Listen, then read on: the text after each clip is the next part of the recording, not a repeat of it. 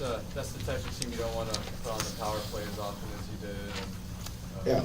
Yeah, you're correct. Go ahead. No, just in terms of that, I mean, they're a dangerous team on the power play. Yeah, they are, and then, you know, at the end of the day, we ended up losing a little bit of the special teams war, but, you know, I thought we had a real good first period, and maybe one of our better first periods of the year, and we're down 2-1. It's ironic how it is, but they're a high executing team. You know, the first one is our protocol, just on the entry, we didn't execute that really well, and they scored on that, and then you know, Patrick Kane, you know, makes a great shot on Carter there, and then the other one was a rebound. They stick it right out of the bar. So yeah, I can't fault Carter on you know, especially the two special teams goals at all.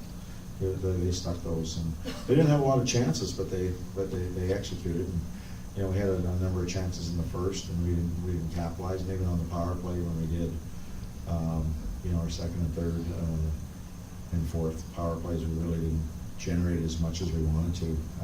I thought really the little bit of the turning point was the second period. Obviously, they drew some penalties, and we had those long changes, and we get guys that were playing hard minutes. We turned pucks over at their blue line. They took too many men penalties on that period, and it gave them all the momentum, you know. And those are hard minutes on guys, and it sort of took a little steam out of our bench too. So I just thought we just mismanaged a few situations tonight that gave them enough momentum, and then in the third, you know, you're lacking a little bit of jump there from some key guys that are playing those hard minutes. You've seen Patrick Kane do a lot of things against your team. How has his game evolved? I mean, that backhand goal, was that just him doing what he does, or was that That's what he does. different? You know, he's one of those guys that said, I'm going to take the puck and I'm going to stick it in that, you know, the 3-inch puck in that 3-inch hole, and that's it. That's what he does. Too many men's not a penalty you guys typically take. Just a breakdown on Well, yeah, too many men penalties is based on you know, everybody who's left winger has a left winger, right? And you have to watch him come to the bench. And both times the guy that was carrying the puck, the guy that jumped on the bench to replace him, he was carrying the puck. He shouldn't jump on. So those are to me, those are inexcusable penalties that we take. I mean, you got to watch. You know, if you're replacing the person on the ice, you have to watch him, make sure that he's coming to the bench. You can't be carrying the puck and then you jump on. Those are, to me, inexcusable. You lost the 3-game winning streak. What's sort of the mood right now? You guys were pretty confident going into this one. Well, I have disappointment, obviously, and that's probably the kind word for the way I feel right now. I thought we should have got points out of this game tonight. I think we played well enough to do that, but we you know, second period and then the third period, they did a good job. Couldn't get any forecheck going, couldn't get any sustained pressure. We were too light down low in the I thought in the second and third periods. In the first period, we were heavy on the puck, hung on to it, used the points, we used, you know, different looks. We threw pucks to the net, and in the second and third, we got a little bit light on the puck. But a lot of that is a little bit of momentum. This has been the third straight game. You guys have had a questionable hybrid icing call go against you guys. Just what's been your thought on that rule so far? Well, the hybrid icing is going to save a lot of people from having injuries. It's always debatable. You know, the referees have to make that call.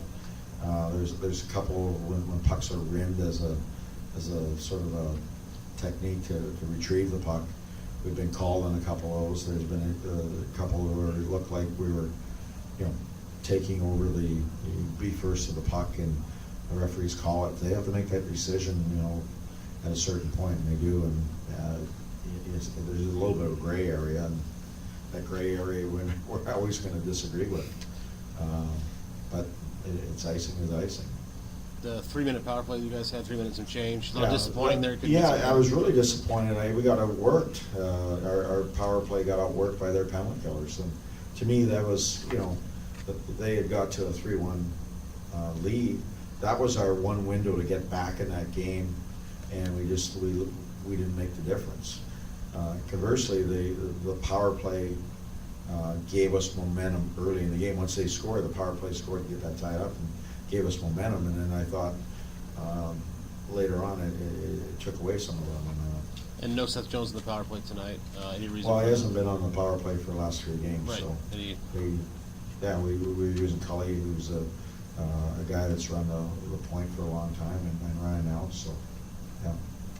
You had 17 shots in the first period, but then 4 over the next, 30 minutes of game time. Well, that's, yeah, we didn't manage the puck, as I said, in the second period, we turned pucks over, too many penalties, we missed the net.